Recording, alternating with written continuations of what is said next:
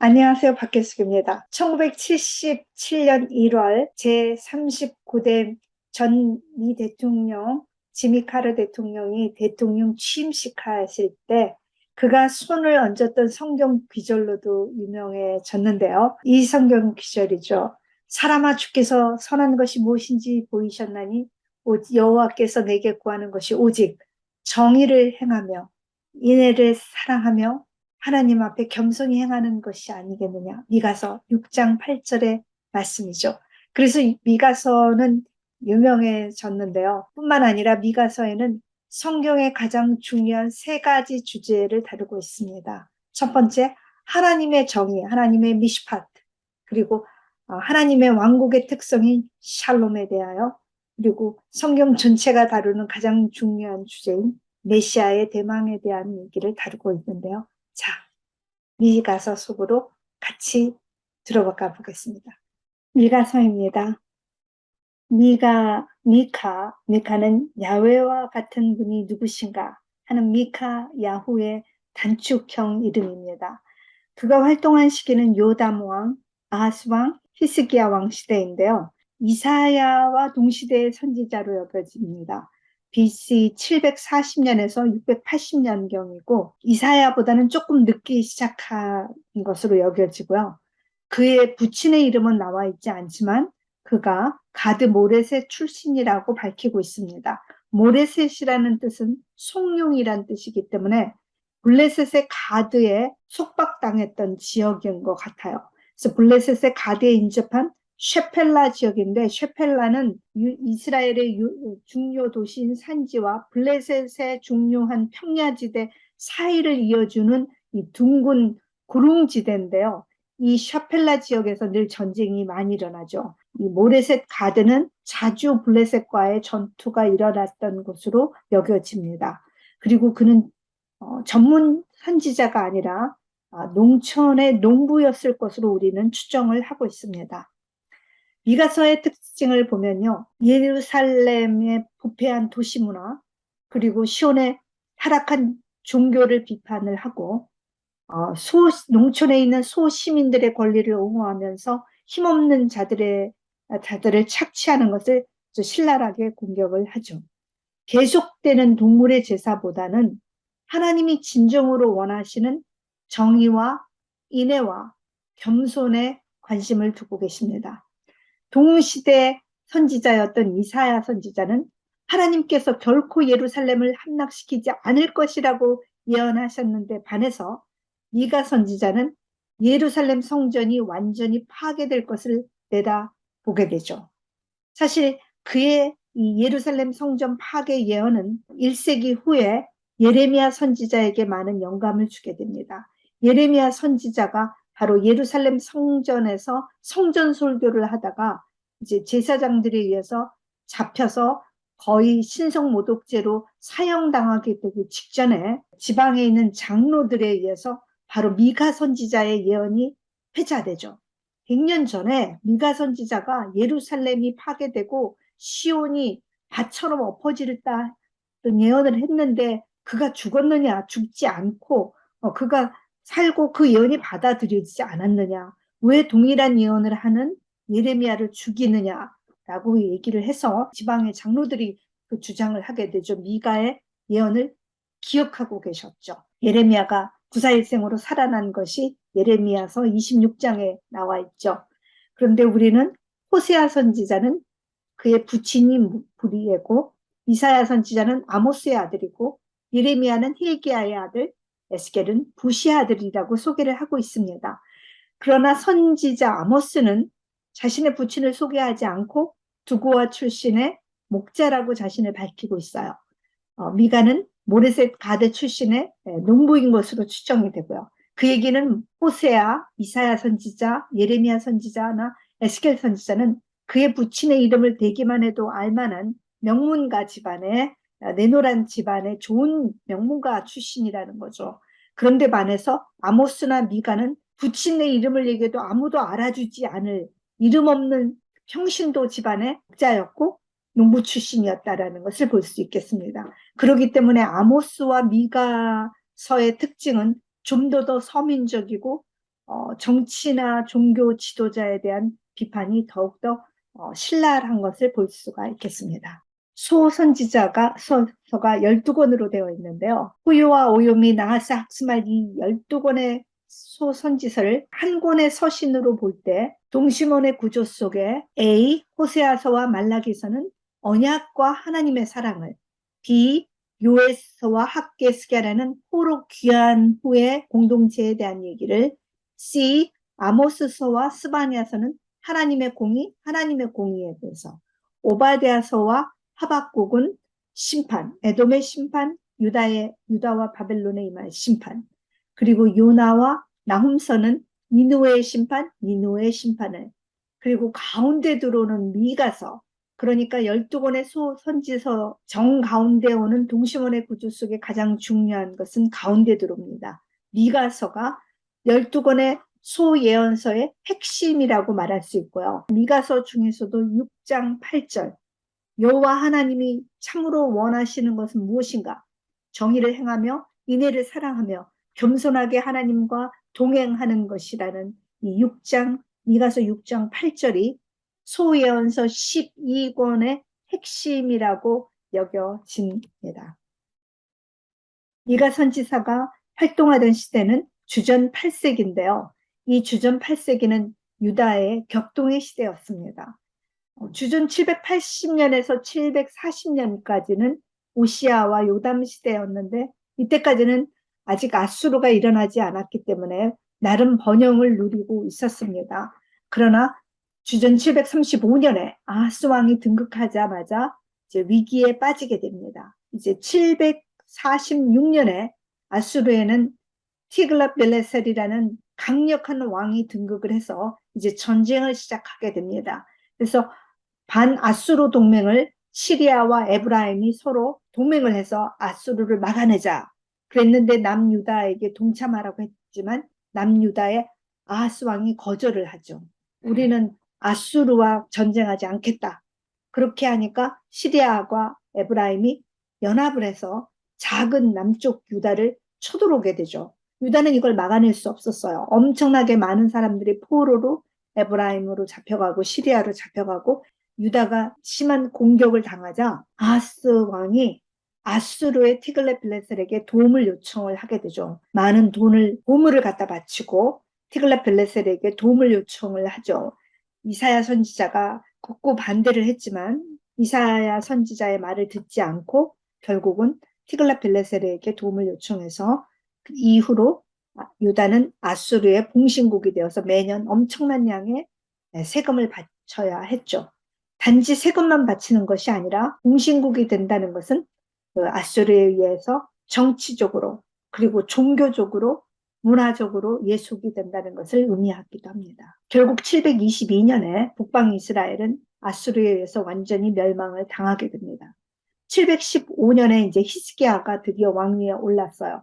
히스기야가 왕위에 올려서 어떻게 하면 우리가 독립을 하기 위해서 계속 기회를 노리고 있었는데 그때 사르곤 왕이 사망을 하게 됩니다. 주전 704년에 사르곤이 사망을 하니까 이때다 하고 유다는 아수르 정책을 시작을 하고 세금을 내지 않고 아수르 정책을 하니까 사네립이 대대적으로 18만 5천 대군을 이끌고 주전 701년에 유다를 침공을 해서 예루살렘만 빼놓고 전 유다 땅이 다 아수르의 말발고발에 놓이는 그런 힘든 역사적으로 아주 북방 이스라엘은 멸망하고 유다도 끊임없이 전쟁의 위기에 놓이는 이 격동의 시기에 미가 선지자는 활동하셨던 것입니다. 사회 종교적으로는 어떤 현상이었냐면 미가서를 보면 부유한 지주들이 영세 농민들을 수탈을 하고 가난한 사람들은 자신의 집들을 빼앗겨서 올 때 갈 때 없어지고 지도자들은 탐심으로 그 가난한 사람들의 집과 산업을 강탈한다고 미가는 지적을 합니다. 법정은 뇌물로 오염되었고 백성들은 우상숭배에 빠졌다고 지적을 하고 있습니다. 심지어 종교 지도자인 제사장과 선지자들도 탐욕의 노예가 되었다고 지적하고 있죠.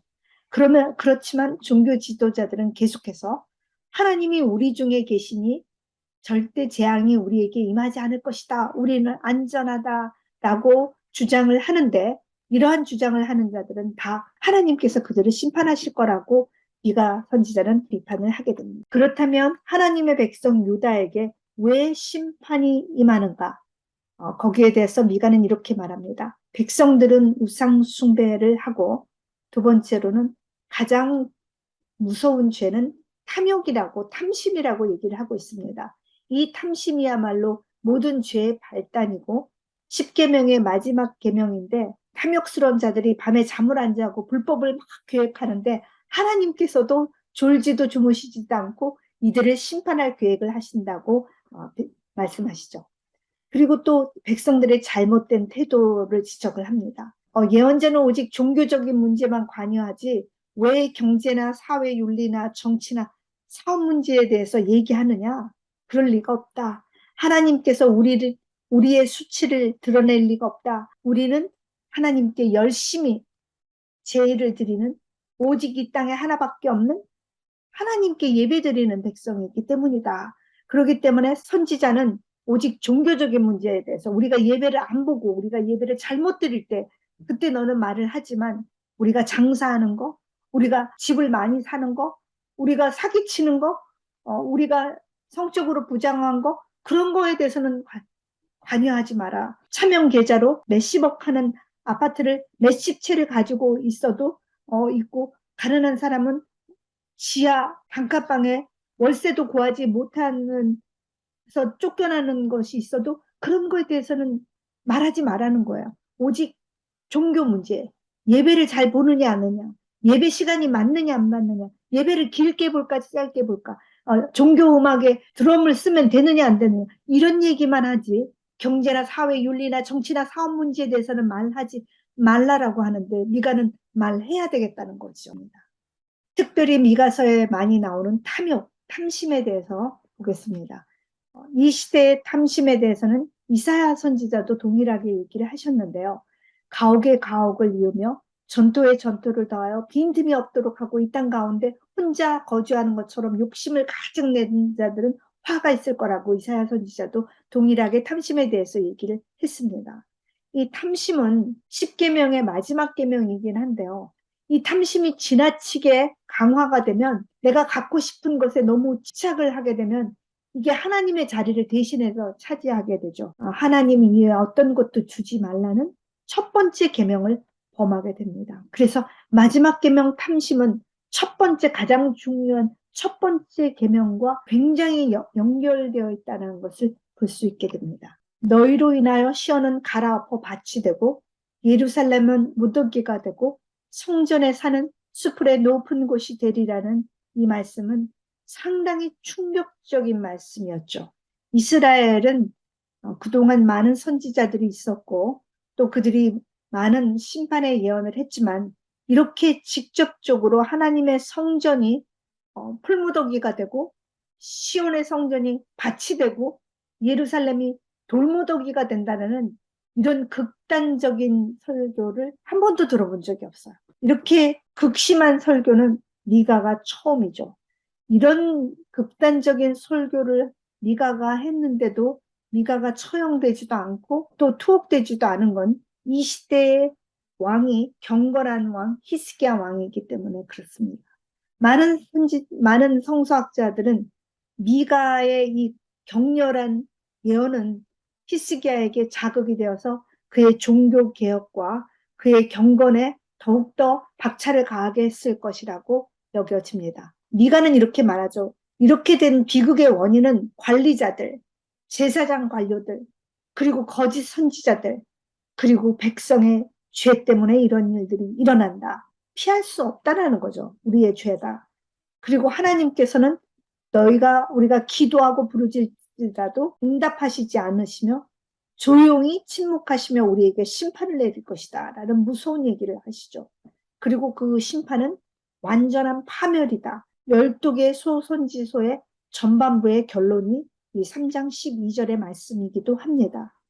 다른 선지자들은 이렇게 미가 선지자처럼 직접적이고 강렬한 언어로 시온이 갈아 엎어져 밭이 된다라는 표현을 못했지만, 이것이 소선지서의 전반부의 결론이기도 합니다. 소선지서에는 전반부와 후반부로 나눠서 전반부에는 심판 내용, 후반부에는 하나님의 그럼에도 불구하고 하나님의 헤세드로 인해서 회복하는 하나님의 회복의 내용이 들어오는데 이 심판과 회복이 옷감의 시실과 날씨처럼 이렇게 함께 짜여 있거든요. 이 3장 12절은 전체 소선지자의 심판 예언의 결론이라고 말씀드릴 수 있겠습니다. 그러나 3장을 지나서 바로 4장으로 가면 이번에는 희망의 메시지가 나옵니다. 말일에 종말에 여호와의 산이 전 세계에서 가장 높은 산이 되어서 이방 사람들이 다 이 산으로 오르는데 그 오르는 이유가 뭐냐면 바로 하나님의 율법이 이 시온에서부터 나오기 때문이죠. 하나님의 말씀이 예루살렘에서 나오기 때문에. 그래서 하나님은 이곳에서 열방을 심판하실 것인데 그때 사람들은 그때가 되면 더 이상 칼을 필요가 없어서 이것으로 낫을 만들고요. 이제 농기구를 만들고 더 이상 칼로 전쟁 연습을 하지 않고 4장 4절에 보면은 이제 무화과 나무와 내 포도나무에서 편안한 완전한 샬롬, 성경이 말하는 완전한 샬롬이 올 것이다. 메시아의 그 날에 이러한 완전한 샬롬을 예언하고 계십니다. 이 평화의 약속을 보면 시온이 높아진다는 것은 물리적으로 높아진다는 것이 아니라 예루살렘에서 나오는 하나님의 말씀이 세계의 중심지가 될 거라는 의미이고요. 이제 율법은 그전에는 하나님의 백성에게만 주신 말씀이었는데 이제는 열방의 그 율법이 주어져서 듣는 모든 자들에게 새로운 삶의 방식이 될 것이라는 새로운 비전을 말씀하고 계십니다. 그리고 이제 궁극적으로는 세계적 샬롬, 평화가 와서 더 이상 인간들이 만드는 그 방어체계, 무기들, 핵 무기들 이런 것들을 다 해체되고 만군의 하나님께서 완전한 평화를 주실 것이라고 선포를 하고 있죠. 미가서의 중요한 요소 중에 하나인 메시아에 대한 말씀을 한번 보겠는데요. 메시아라는 것은 기름 부은 자를 말하죠. 이 기름 부은 자 메시아에 대한 예언은 사실 시편에 많이 나와 있어요. 시편 중에서도 제왕의 시라고 하는 시편 2편, 45편, 72편, 110편에 보면 기름 부은 자 왕에 대한 예언이 있는데요. 그 기름 부은 자는 그 왕은 세상을 다스릴 것이고 그의 보좌는 영원하다. 45편. 그 왕이 정의와 의로 다스리고 가난하고 궁핍한 자의 보호자가 될 것이다. 72편. 평화를 가져다주는 평강의 왕이다. 72편이죠. 하나님의 아들이다. 시편 2편. 그리고 하나님의 우편에 앉을 하나님의 조력자다. 시편 110편에 나오죠. 그리고 이사야 선지자는 그가 화목 제물로 우리의 죄를 위해서 하나님께 제물로 바쳐지는 고난의 종을 소개하고 있습니다. 미가는 놀랍게도 메시아가 기름 부은 자가 예루살렘 그곳에 태어나지 않고 시골의 작은 베들레헴에서 태어난다는 이런 새로운 접근을 우리에게 소개하고 있죠. 사실 시편에 있는 제왕의 시는 이제 다윗의 뒤를 이어 왕위에 오르는 남방 유다의 젊은 왕들이었어요. 계승자들. 그런데 그 계승자들에게 자줏빛 왕복을 입혀주고 왕관을 씌울 때 초막절에 주로 대관식을 하는데 이 대관식 때 울려 퍼지는 이 시들이 제왕의 시인데요. 만레드에 의하면 계승자의 어깨에 자줏빛 왕복을 입혀주면서 울려 퍼졌던 그 제왕의 시들. 그래서 그 제왕들이 초막절에 왕위에 등극할 때마다 백성들은 그 왕들이 그 제왕의 시에 나왔던 것처럼 정의와 공의로 나라를 다스리고 가난한 백성들을 애드보케이트 해주는 그런 왕, 그리고 하나님의 마음으로 백성을 다스리는 그런 의의 왕, 평강의 왕이 되기를 바랬지만 20명의 남방 유다의 왕 중에 그런 왕들이 나오지 않았죠. 요사밧 왕, 히스기야 왕, 요시야 왕이 조금은 그런 뜻에 가까웠지만 대부분의 왕들은 전혀 그렇지 못했고 마지막 유다의 4명의 왕들은 형편없이 나라를 흙구덩이 속에 빠뜨려서 나라가 멸망하고 말았죠. 그래서 이런 이상적인 왕에 대한 기대는 장차 미래에 올 미래 세계 메시아의 대망이 시작되게 되었습니다. 메시아를 어마어마한 대관식을 했던 그 화려한 높은 곳에서 왕을 기다리고 있었어요. 하나님이 약속하셨던 그 메시아는 너무나 낮은 말구유로 오셨고 그분이 하시는 사역은 십자가에 벌거벗은 채 매달리셔서 고난당해서 죽었던 분인 것이죠. 그분이 왕이었던 것이죠. 그들은 너무 높은 곳을 바라보느라고 너무나 낮은 곳으로 오셨던 진짜 메시아를. 참으로 중요한 것은 우리가 하나님을 누구시라고 믿느냐 하는 것입니다. 제사장도 그 당대 선지자도 하나님을 믿었고 백성들도 믿었습니다. 그런데 그분들이 이해한 하나님과 정경에 있는 선지자들 이사야, 미가, 예레미야, 에스겔, 요나 이런 분들이 알았던 하나님하고는 조금은 달랐던 것 같아요. 그래서 우리는 하나님을 누구라고 고백하는가? 그리고 우리는 하나님을 누구라고 이해하는가? 굉장히 중요한 것 같아요. 하나님의 능력에 집중을 하는가? 아니면 하나님이 원하시는 것이 무엇인가에 집중하느냐에 따라서 우리의 삶이 전혀 달라지죠. 하나님의 능력에 집중하면 언약의 혜택에 집중하게 됩니다. 하나님과 우리가 언약을 맺었으므로 하나님은 우리에게 축복을 주시고 우리를 보호하실 것이다 라고 생각을 하죠. 그러나 하나님이 원하시는 것에 집중하다 보면 우리가 언약을 했기 때문에 언약적 의무를 잘 지켜야 한다. 언약적 의무는 무엇이냐면 하나님이 관심을 갖는 정의와 공의와 인애가 하수처럼 넘치게 해야 되는 것이다. 그러니까 내가 어떻게 살아야 되는 것이 중요하다라고 전혀 다른 얘기가 되죠. 하나님이 나한테 뭘 주실까? 아니면 내가 하나님을 위하여 어떻게 살까가 전혀 달라지는 것입니다. 하나님은 누구신가? 하나님의 능력에 집중할 것이냐? 아니면 하나님이 원하시는 것이 무엇인가에 집중하냐에 따라서 우리의 신앙은 전혀 다른 모습으로 바뀔 수 있다는 것을 보게 됩니다. 두 번째, 하나님은 그 백성을 구원하시고 원수를 심판하시는 하나님이시다. 그렇기 때문에 우리는 안전하다라고 믿는 거야. 그러나 똑같은 하나님인데 하나님은 거룩하시고 공의의 하나님이시기 때문에 범죄한 모두를 심판하신다. 그렇기 때문에 우리도 이대로는 안 되고 우리도 변화해야만 구원받을 수 있다. 전혀 다른 얘기를 하고 있습니다. 동일한 하나님인데 이해를 다르게 하면 신관이 신학이 달라지죠. 하나님은 우리를 구원하시기 때문에 원수를 심판하시지 우리는 안전하다. 여기에서 어떤 얘기가 나오냐면 성전 제의신학이 나옵니다. 우리가 제사만 열심히 드린다면, 예배만 드린다면 하나님은 축복을 줄 것이다. 기복신앙이 나오죠. 여기서는 반대로 하나님이 원하시는 것이 무엇인가? 언약적 의무에 관심을 두고 공의의 하나님, 거룩하신 공의의 하나님의 집점을 맞추면 우리는 실천적 신앙, 내가 오늘 무엇을 해야 할 것인가, 하나님이 원하시는 것이 무엇인가 하는 실천적 신학이 나오고 거룩의 신학이 나오게 됩니다. 하나님의 선, 토부라는 것은 지식이 아니라 행동이죠. 우리가 행하는 것이죠. 이것이 바로 거짓 선지자들이 주장하던 바였었고요. 여기가 정령의 선지자들이 주장했던 것이었습니다. 참 예배, 참 경배란 무엇일까요? 전통적인 성전 제의신학에서는 하나님은 오직 제사 제도를 통해서만 하나님께 접근할 수 있습니다. 피 흘림이 없이는 제사함이 없다라고 우리에게 말씀하셨죠. 참 예배란 과연 무엇일까요? 모세를 통해서 하나님께서는 내게 빈손으로 나오지 말라고 하셨는데 정말 하나님이 무엇인가 하나님을 위해서 필요하셔서 그랬을까요? 온 우주의 모든 것을 창조하시고 생명의 근원이신 하나님이 하나님 자신을 위해서 무엇이 필요하셔서 우리에게 가지고 오라고 하셨을까요? 정말 하나님이 우리에게 가져오기를 원했던 것이 무엇일까요? 그러면 우리가 하나님께 예배를 드리는 이유는 하나님을 우리 편으로 만들기 위한 것일까요? 아니면 우리가 하나님의 편이 되는 것일까요?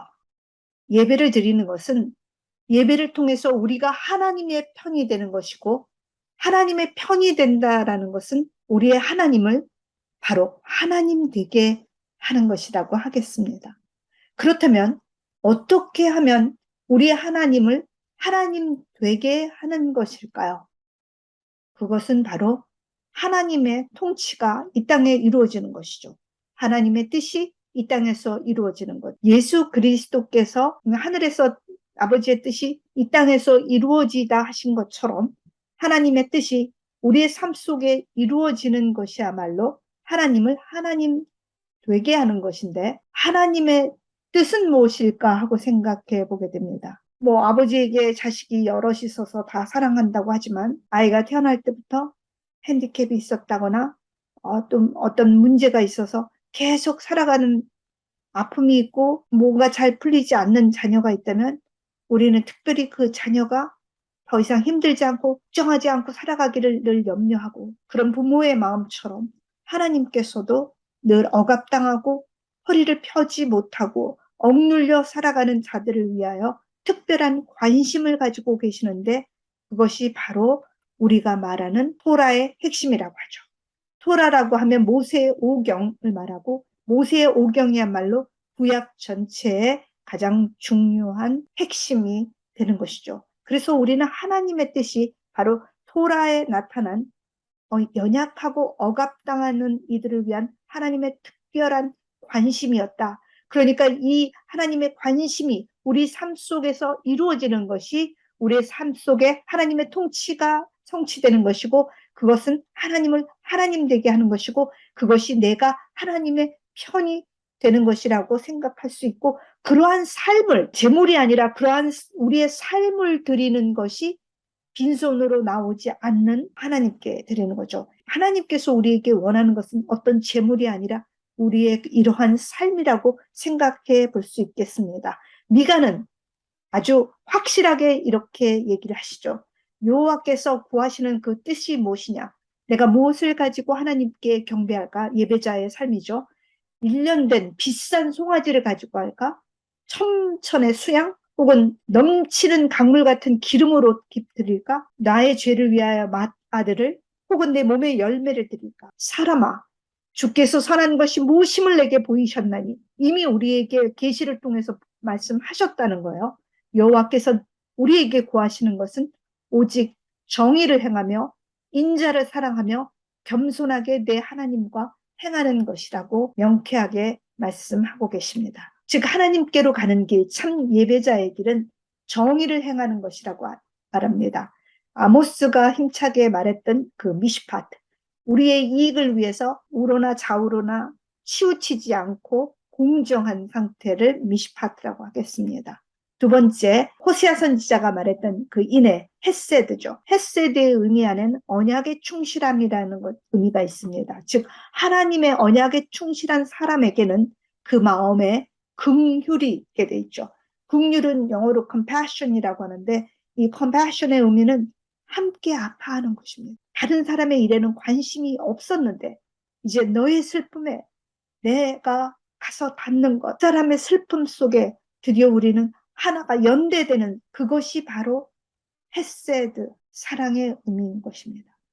그리고 세 번째, 겸손이 동행하다라고 얘기를 하는데, 겸손이란 말은 여기서 험블이라는 의미도 있지만 또 다른 의미로 신중하다, 지혜롭다, 진지하다라는 뜻도 있습니다.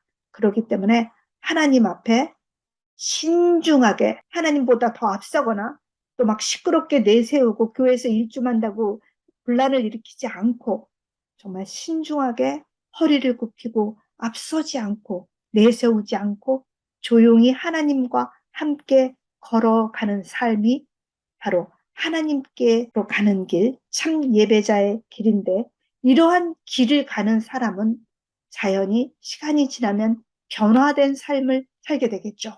이 변화된 삶이란 이제 우리가 지금까지 가졌던 모든 관계가 변화되겠죠. 하나님과의 나의 관계, 하나님에게 충성하는 관계, 그리고 이웃에게 이제 좀 더 책임 있고 배려하는 사람으로, 우리에게 주신 생태계 우리하고 상관없이 마구 사용하다가 이 생태계의 주인의식을 가지고 정말 책임 있게 변화되는 그런 관계를 가져서, 가인이 아벨을 죽이고 나서 하나님께서 가인을 따라다니시면서 내 동생 아벨이 어디 있느냐 가인에게 얘기를 하셔요. 그러니까 가인이 아니 내가 형제를 지키는 자입니까? 하고 버럭 화를 내죠. 범죄한 우리도 가인의 길을 걸어서 우리 주변에 무슨 문제와 아픔들이 가득해도 나는 그 사람하고 상관이 없는 일이고 그건 내 일이 아니고 내 책임이 아니다라고 하나님께 버럭 화를 내지만 하나님과 동행하는 예배자의 삶은 이웃과의 관계가 변화되어서 내가 바로 형제를 지키는 자입니다. I am a brother keeper. 형제의 아픔과 문제에 함께 참여하고 그 아픔에 하나 되는 책임 있는 배려자로 변화된다는 것이죠. 그리고 예배자의 삶의 자리로 가는데 예배자의 삶의 자리는 우리의 삶 속에 하나님이 정말 하나님이 되시게 하는 삶이라는 것이죠. 우리들의 삶 속에서 하나님이 하나님 되게 하고 있는가 우리 자신이 질문해 봐야 될 것 같습니다. 하나님을 믿기는 하지만 우리의 삶에 정말 하나님이 하나님 되시게 하는 삶은 하나님의 뜻을 따라서 살아야 하고 그 하나님의 뜻을 따라 우리와 함께 살아가도록 주신 우리의 공동체를 사랑하고 아끼며 나누는 삶이라고 하겠습니다. 우리의 허리를 굽히고 신중하게 하나님과 동행하시는 날들이 되시기를 간구합니다.